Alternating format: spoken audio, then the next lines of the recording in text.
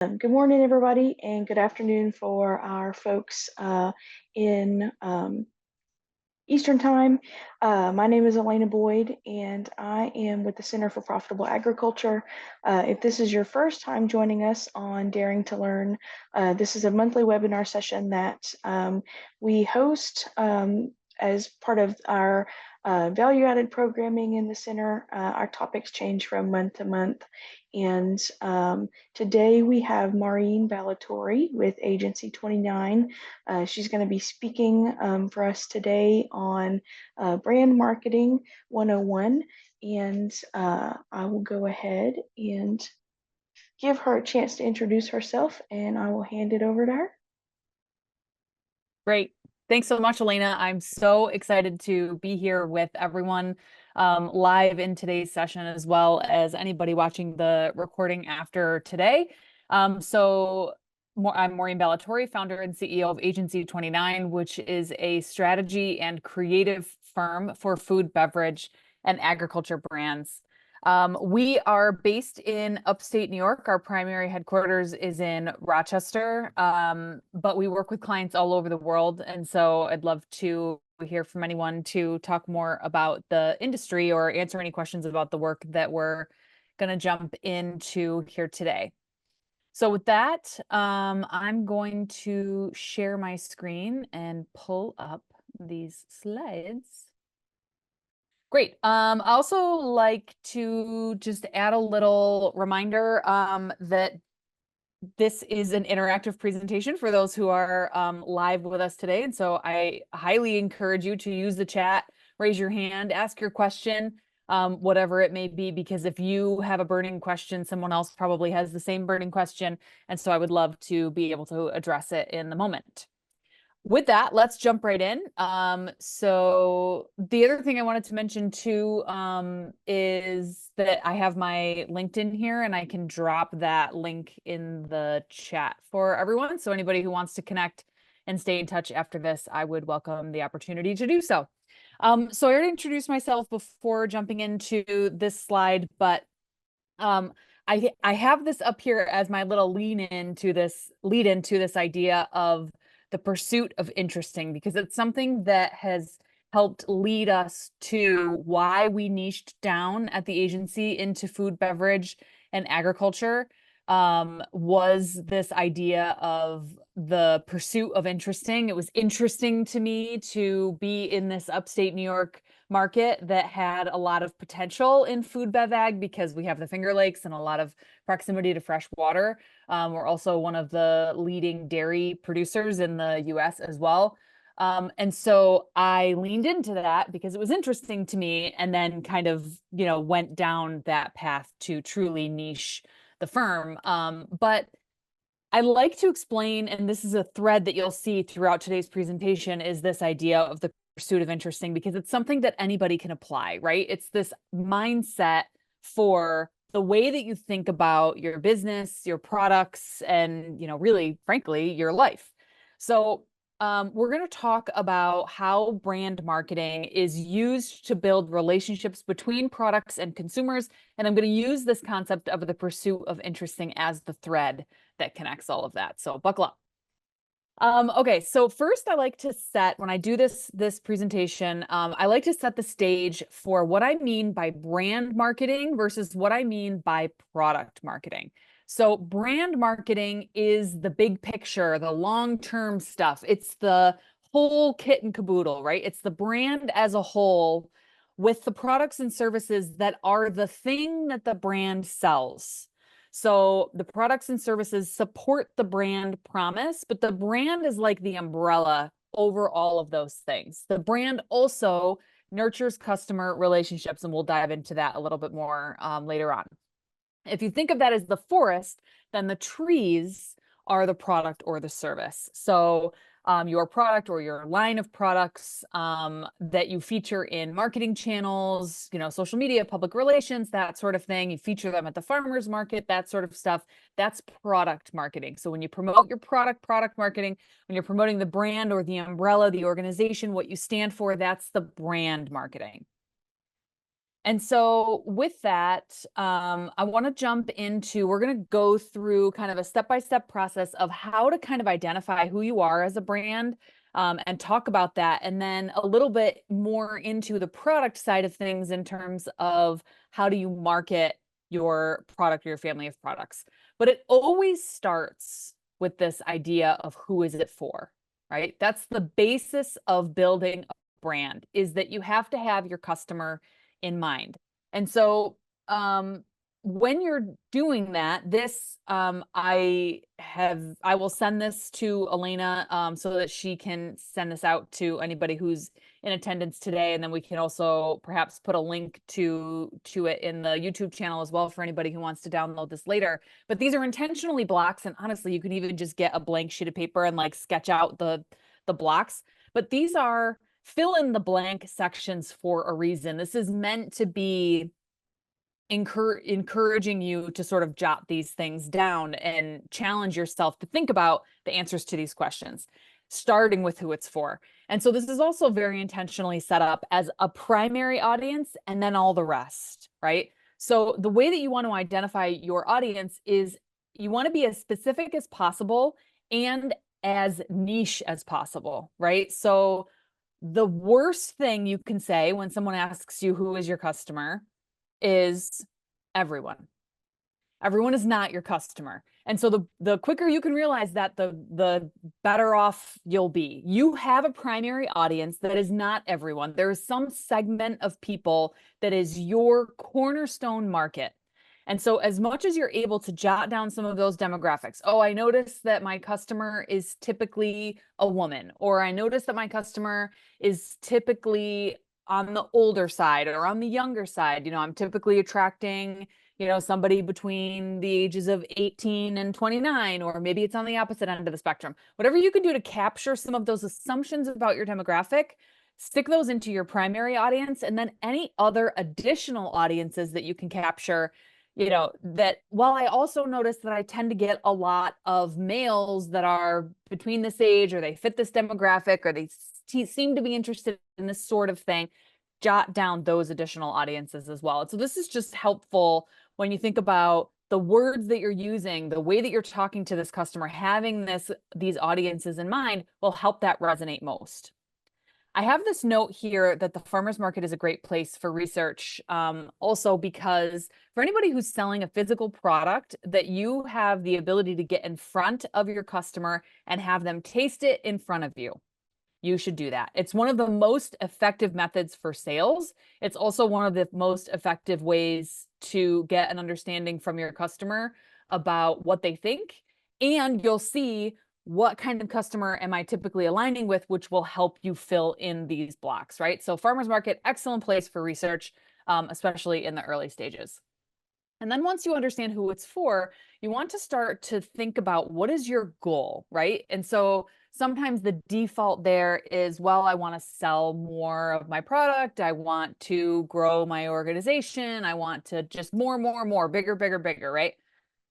But really challenge yourself about how you want to be perceived from a brand perspective, right? And so these are some of the great questions to think about in that, because it will help you with the scaling. It will help you to be able to sell more products when you have a clear understanding of these three items. What do I want to be known for? Where is the opportunity to stand out? And how can I engage that primary audience, my target customer?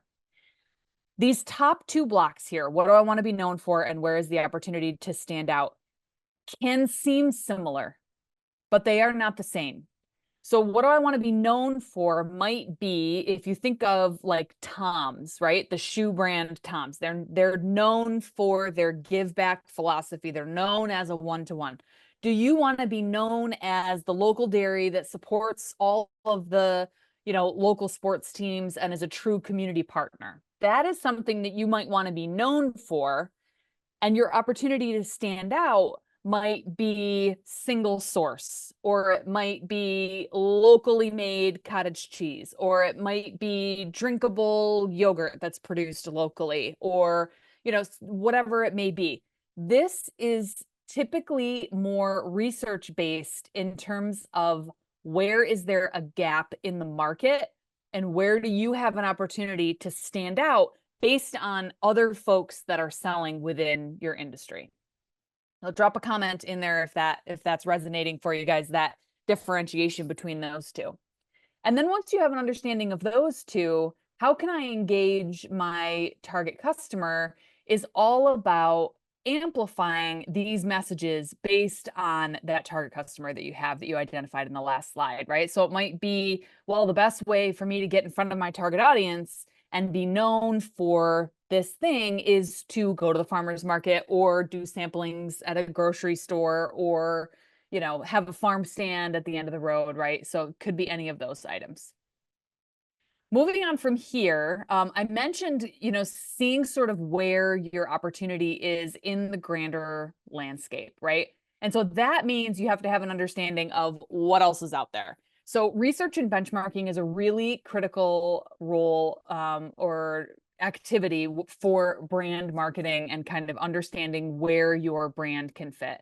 And so the best way to do that is if you have an existing brand, if you have a product already out there, or you're already in existence, you've already got a website, like social media channels, that sort of thing, then the first thing you want to do is dive into your analytics and try to get an understanding of these three things: how people are finding you, what kind of content are they engaging with on your social media channels or on your website, and then what are they saying about you? So this could be at the farmer's market, or what are they saying as comments on your post?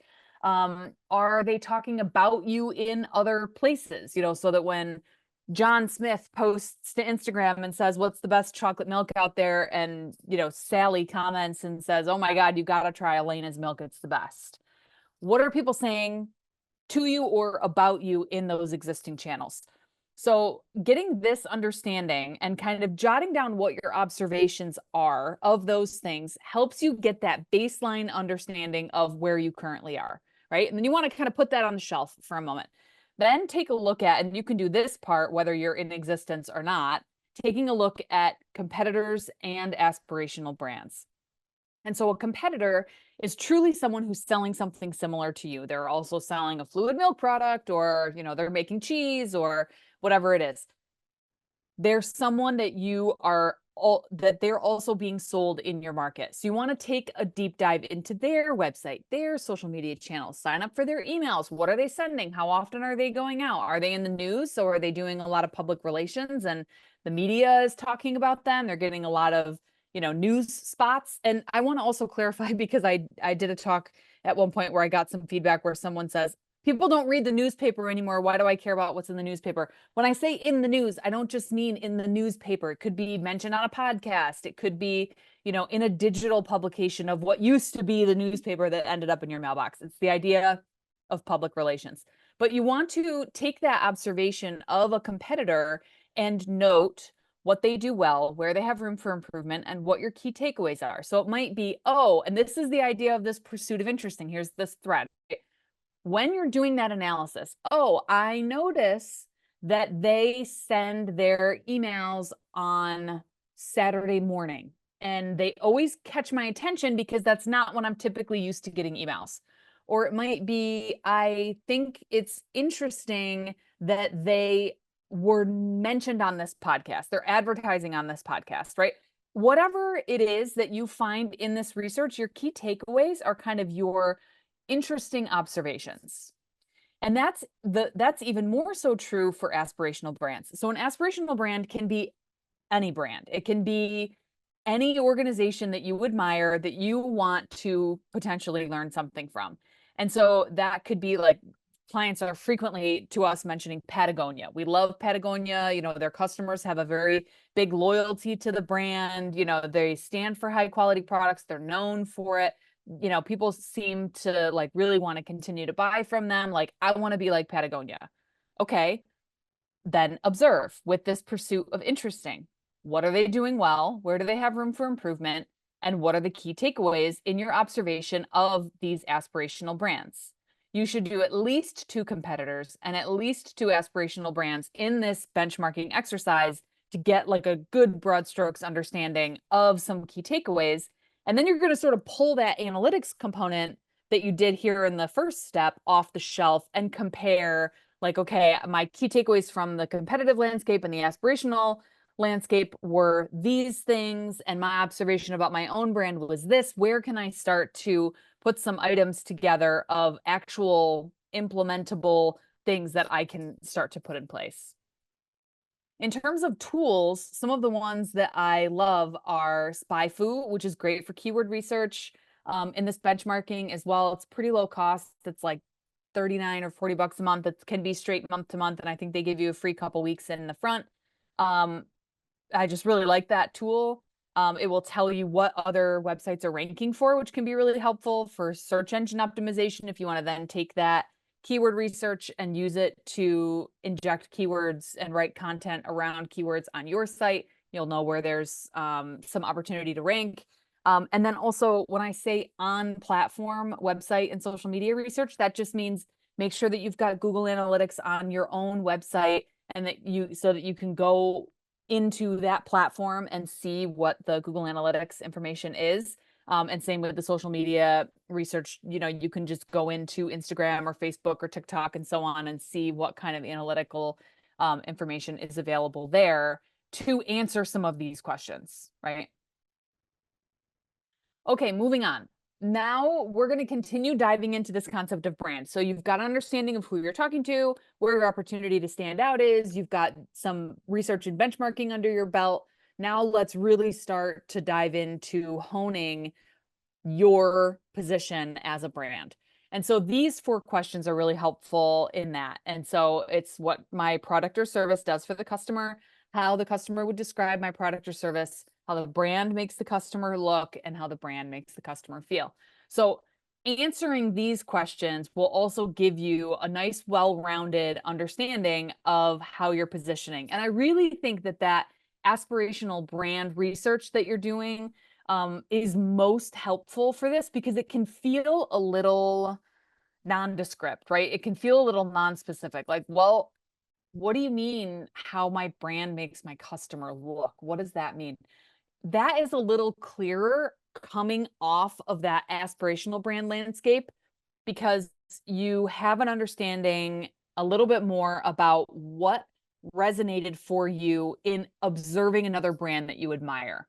So you've got a list of some of the things that resonated for you about that brand. And so you can apply that lens to answering these questions. So something like this: how does the brand make my customer look? And how does the brand make my customer feel? Might be along the lines of, do I want to identify as a person that eats Chobani yogurt, for example, right? What does that mean for me as a persona to be a person that consumes that product? There are certain assumptions there, right? Versus, like, we've got Wegmans here in upstate New York. Big fan of that. And so, like, do you eat the Wegmans brand? What does that say about you as a person, to how that brand is making the customer look and how the brand is making the customer feel? Julie is asking if you can get a copy. 100% you can. And Elena and I will follow up with you after this presentation. And just as a reminder, slides will be available for download, and then we can also make them available to folks who are watching this after the fact as well. Thanks for that question. So chime in if anybody has any other questions related to this one, because like I said, it can be a little bit more nondescript in this, because we're really starting to get into some of the more abstract, like, brand components, which, are just a little less tangible than a social post about your product on TikTok, right?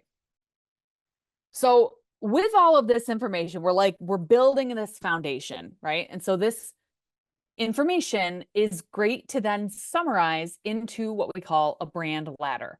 And so you start at the bottom and you work your way up. And as you get up, they get more compelling, and they also get harder, right, to fill out as you're going through them. So the bottom one is easy, right? That's the simple, basic, like, product or service attributes. Literally, what do you sell? And then the functional brand benefits is, what does it do for me, right? What does it do for your customer? Is it probiotic rich? I really reach for these sometimes when I'm giving the live in the moment examples. But it's the what does it do for me kind of literal functional aspects of the product or service. Emotional would be how do I feel about those things, right? And then the transformational benefits is more so the larger impact, the societal impact of your brand on a larger community. And so I'm going to give you an example on the next slide here of this. This is one of the hardest to present and kind of explain in a way because I'm going to give you a little bit of a formula, but then I'm going to encourage you to push yourself out of that into what works for you because it can be highly customizable. And I'll give you an example of that as well. But it's this idea of what is your position as a brand? What is your reason to believe that customers should want to support you, right? That you want to summarize into like a couple sentences, and the briefer, the better. So here's an example. This is all made up. But let's say that I have organic fluid milk products and I also create specialty cheeses with innovative flavors. And those are some of the attributes of my products. Then my functional brand benefits could be that I'm only sourcing from New York State grown and certified farms. And I have dedicated customer service support 24 hours a day for a Q&A, or maybe it's a cow pun hotline. I would call that, by the way. So let's say that those are some of the functional brand benefits of your organization. And then emotional brand benefits examples might be, what are the emotional reasons why I might want to choose this over another? Maybe you're a fifth generation family farm owner, and you're a trusted, that's an emotional word, right? Trusted source for organic products. An example of the transformational benefits might be, let's say I am tending responsibly, might be a better word to put in there, right? Tending responsibly to 300 acres of land in my community, and I'm creating fair paying jobs for 50 farm workers. Those are some of the above and beyond mission driven, better for the community, like bigger picture kind of moments that you want to be able to connect to that support these lower rungs of the ladder. And then you want to summarize all of that, like I mentioned, into this position or reason to believe. So an example of that, this is a good formula to start. But then again, I'm going to encourage you to kind of use that and then break that model. So an example might be, for customers who fill in the blank, my company solves this problem for reason why the customer should care. Let's look at some examples of what that could mean. So this is an upstate New York winery. And so I'm going to read this and then I'll explain each word and why we chose it. For the laid back yet discerning wine lover, Billsboro Winery crafts dry, classic European varietal wines for large and small and everyday celebrations. We are proud to source our grapes from some of the best vineyards in the Finger Lakes.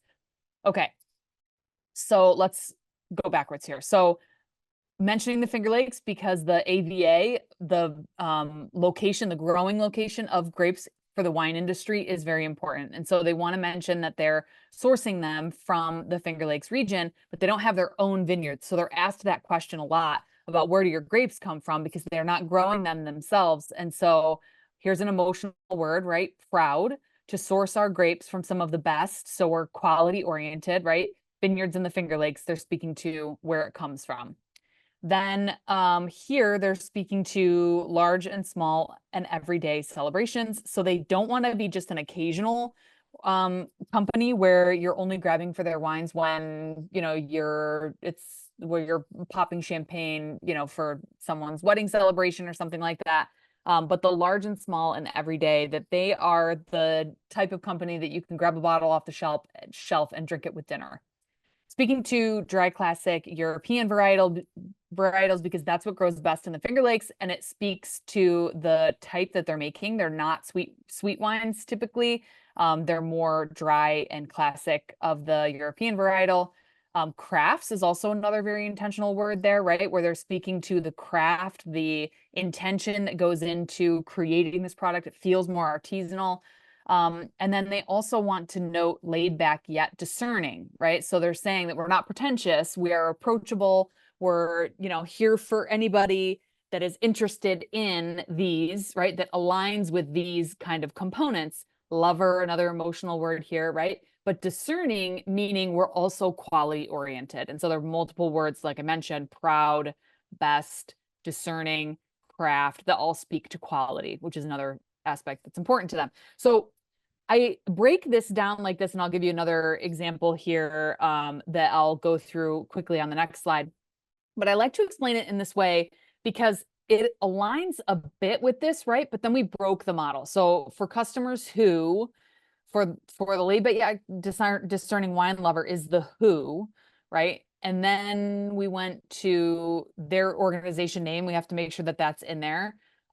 Solving a problem, the problem state in this being there is an assumption that wines from the Finger Lakes are primarily sweet, and so that's why they're speaking to dry classic European varietals.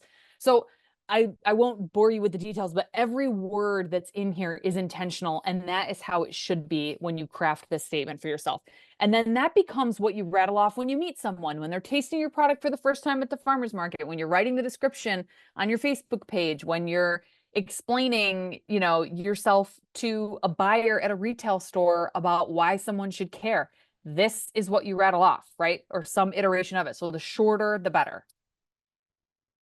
Normally I have like, these are interactive workshops, and so I can say, does that make sense? And everyone says, yes. If anybody has any questions or clarification, feel free to drop those in the comments. So here's another example. From the bitters in your cocktails to the splash of flavor in your coffee and every sip in between, Fee Brothers has been an industry favorite since 1864. So we wanted to lead with bitters because that's what they're primarily known for. They've been a global bitters brand since 1864. And the bitters are most often used in cocktails, but people also use them in baking and in other use cases as well. Sometimes they're in not cocktails, but they're in other beverages. And then we also wanted to speak to splash of flavor in your coffee because that speaks to evening and morning, and kind of the idea of every sip in between being it works for any time of day, because they also sell cordial mixes and syrups that can be used. The syrups can be used in coffee or in other beverages. And so we wanted to speak to that kind of anytime use case while also being specific to their product profile, right? And then again, want to make sure that you're mentioning the company name, industry favorite since 1864. So when they first came to us, they said, we've been one of the longest standing bitters brands in the entire world. Angostura beats them like just slightly, but Fee Brothers is beloved. Like they have a very clear following that really loves them. And so we wanted to speak to that again, get some emotional words in there when we think back to that brand ladder. This idea of the favorite in the category was something that was important for us to work that in. So I hope that those examples make sense. But in terms of like a key takeaway from what I just went through, because we're about to shift gears into the product marketing component of this a little bit more, we're going to talk still about brand a bit, but we're going to shift gears here. So in terms of the key takeaway, the most important homework I would say for you to take away from what we've gone through so far is building out this brand ladder for your organization. Again, starting from the bottom and working your way up. And when you have that, it really helps drive a lot of the rest of what you do, because you have this baseline understanding of what you're trying to achieve that connects with that core customer, right? And so it's a beautiful summary that you can continue to reference as you proceed into your product marketing.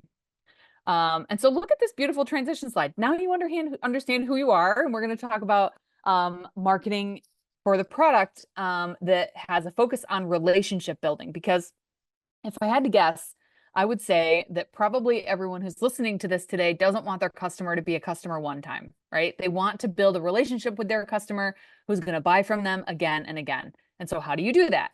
Well, there are some tactics here. So relationship building, I'm referring to this idea of you're building your product with the customer in mind. So from product creation, you are creating products that your customers want or need. That's why this whole presentation started with who is it for?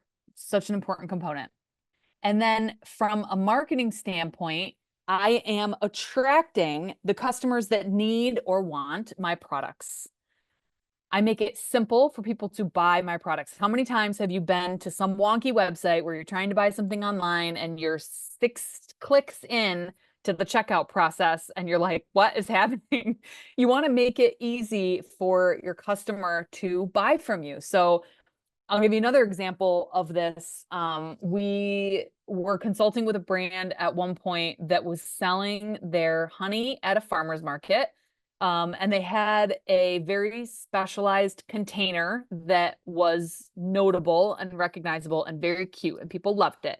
But they were apprehensive, the brand was apprehensive about selling it at a price point where they were making a really good profit, but it was by far their most popular product. And so they needed to sell a lot of them in order for it to make sense and in order for it to be like a really profitable component of the business. And I said, why don't you just raise the price? And they were worried, as they should be, about price tolerance, right? And what their customer would pay. But based on the traction that they had already had, the fact that people were flogging to them, right, that they wanted to continue to buy from them and no one was complaining about the price, tells me you have some potential to raise it up a bit, as long as you still make it simple for people to buy. Because really what became an issue for this brand is that they were making it hard for people to buy that product like in a single. They were trying to sell it in like a 3-pack. And so people didn't necessarily want a 3-pack. So you got to listen to like what your customers are asking you. And hopefully that example makes sense to everybody. But you got to pay attention to like what people are asking you for. And that's why I'm a huge advocate for the farmer's market, because you have that customer directly in front of you, as opposed to like in a retail setting where you're selling at the grocery store, where you only know if it's moving off the shelf or not. And you don't have that direct feedback from the customer to say, oh man, I really didn't want to buy 3. I only want 1. Isn't that an option? And you're thinking, well, I can't sell them for $2 a piece when they're, when it's only 1 because I'm not making enough margin on that. Okay, we'll sell 3 for 6 and sell 1 for 4, so all of that to say, that was like a huge tangent, but hopefully helpful in the idea of this relationship building concept of building a relationship with your customer, that you are making it simple for them to buy their products so that it's easy for them to return to you and want to continue to support you on an ongoing basis. The other idea is this concept of nurture. And so I'm not going to spend a whole lot of other time on these, because I really think we've talked about customers. This idea of attraction is going to come up in this nurture component. And I went on that whole tangent about sales, and how important it is about making it simple. But really, like, the differentiating component is this idea of nurture, adding value for your customer to build loyalty. And so from a marketing standpoint, let's talk about some of those examples. And so I want to focus on this idea of surprise and delight when it comes to marketing. And it can be big and small gestures. And so there's this example of this guy here from TikTok who was drinking ocean spray juice. I want to say this was like in 2020. So it was the height of, the early days of TikTok, and this guy's riding a skateboard around and drinking ocean spray juice. And at the time that I took this screenshot, it was like 14 million likes. So Ocean Spray, as the brand, recognizes the traction that this is getting, contacts this creator, and gifted him a truck filled with cranberry juice as a thank you for all of the online eyeballs that he got from this, which was great, right? The creator got supported. The community was on his side, right? And so they loved that. And the creator was riding the skateboard because he didn't have a vehicle to get to and from work. And so it was fitting in that scenario, right? And then the brand became the hero in that example. And so that is like a big example of how you can surprise and delight your customers to build that relationship with them. But I'm going to jump down here for like a smaller example, just because I like to explain that not every one of these needs to be something that is wildly expensive, right? Not everybody has the ability, many of us, right, to like gift a truck to a creator filled with your product. I would love to see everyone who's listening to this today be in that stage. But the fact is that when you're building It can be something as simple as recognizing your regular customer. My local coffee shop that I like to go to always remembers my order. Can I get, do you want your usual today? Love it, right? Like, who doesn't love to be seen, to be recognized? Um, for their support of a business. And so that's a small example. And then this is the last one I'll just explain too, is I ordered a pair of glasses once from Warby Parker, and they weren't the color that I expected exactly. And so I called customer service to ask a question, and a human being answered the phone in 4 rings. That's like an easy thing for them to recognize a pain point of when you call a brand with a question, you typically have to sit on hold for a long time. There's hold music, you set the time aside, right? Like, oh, I've got to call customer service. And so I was delighted that someone from Warby Parker answered the phone in just a few rings. It was a remarkable experience, and I've mentioned it, a number of times since then. I actually just got a pair of Warby Parker glasses for my daughter, because I love what the brand stands for, right? And there's other components of that like makes me love them, but how can you apply that philosophy to what you're building? How can you make your customers love you? How can you make your customers love your product, love your brand, love what you stand for, and want to align with that? That's one of those things that when we're talking about how does a brand make a customer look and how does a brand make a customer feel, is those are sort of what I'm getting at here, right? Is that I feel like cared for, right? From a brand based on certain experiences that I have. And that goes the other way too, right? I leased a Kia in 2021 from a local Kia dealership, and the rep that I bought that car from could not have been more awful, but it was really hard to get an SUV at that time. I really didn't have an option to go anywhere else. And I hated driving that car for the entire 3 years that I had that lease because of that terrible experience that I had with that sales rep. So your experience with the people that are aligned with a brand are marketing. And that's why I like in this, I'm really not covering this is how many times you should post to social media, like all of those things. You can find those on Google, right?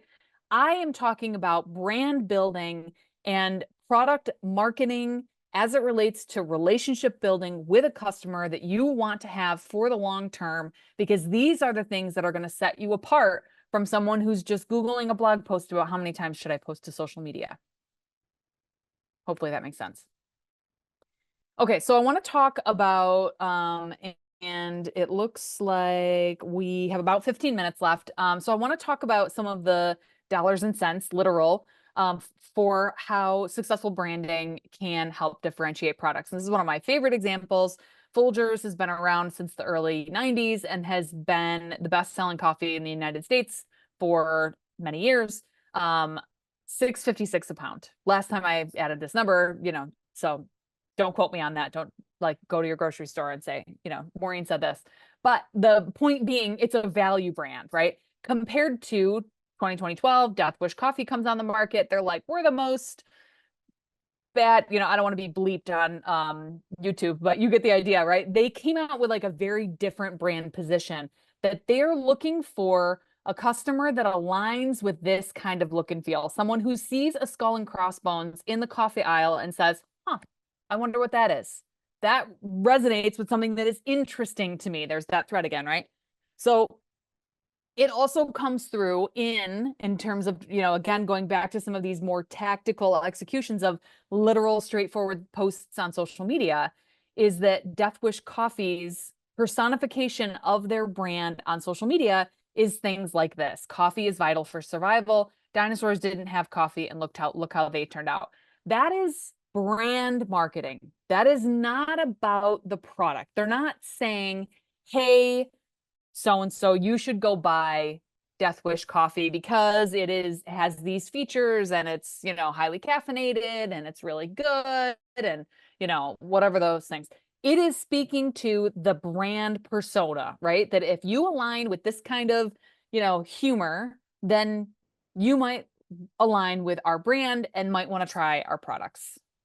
So that's, again, the difference, right? Between like brand marketing and product marketing. And it's fine to have a good mix of those things. It doesn't have to all be, like that brand marketing component, but it shouldn't all be buy this because it has this functional benefit, right? Where you're going to have more impact. is when you elevate it to that brand perspective, and speak to people and seek an alignment in that way.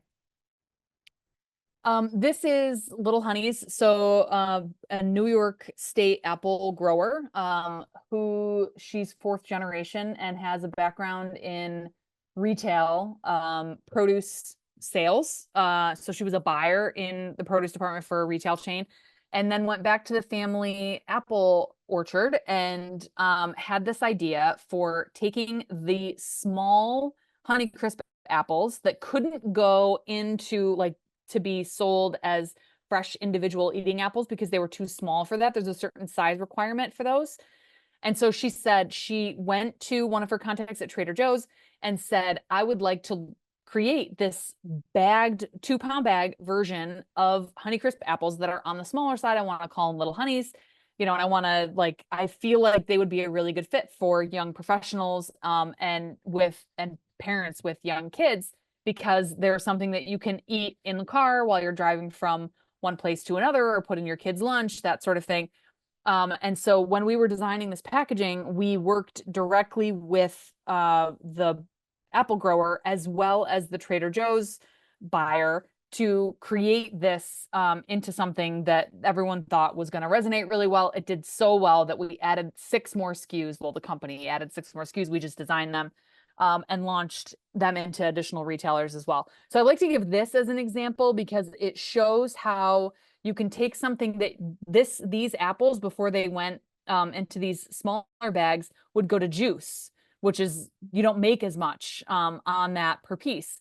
And so they instead said, hey, I wonder how we could think creatively about this from a branding perspective and sort of bundle these together in a pouch and sell them in that way, positioned like this. So the other thing that was important for their brand story is the fact that they're fourth generation. And so they put the grower story, we put the grower story for them on the back of the bag, dating back to their inception in 1963, and also made sure that this New York grown flag was really front and center in the packaging as well, so that that stood out on shelf. And when you think about this, how this is going to sit in the produce department, right, that New York grown flag is going to be one of the first things that you see aside from the front of it because of the way that the bags sit in there. So you want to kind of keep all of those things in mind when you're thinking about packaging design as it relates to shelf placement.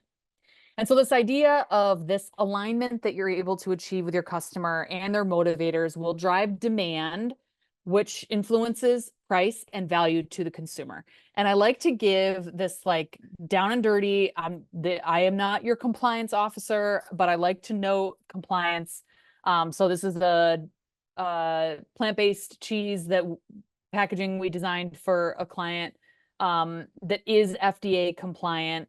And so you want to make sure that you're creating FDA compliant packaging. And I've got a couple of recordings here that you can go through with some great examples of that. But essentially, like what you're trying to avoid is, you don't want a recall, which would be the removal of a product from shelf, like especially when you get into retail, like that can ruin a relationship. It can, harm people. And so you want to make sure that you're safely producing your product and that it's safely packaged and labeled as well, from an FDA compliance perspective.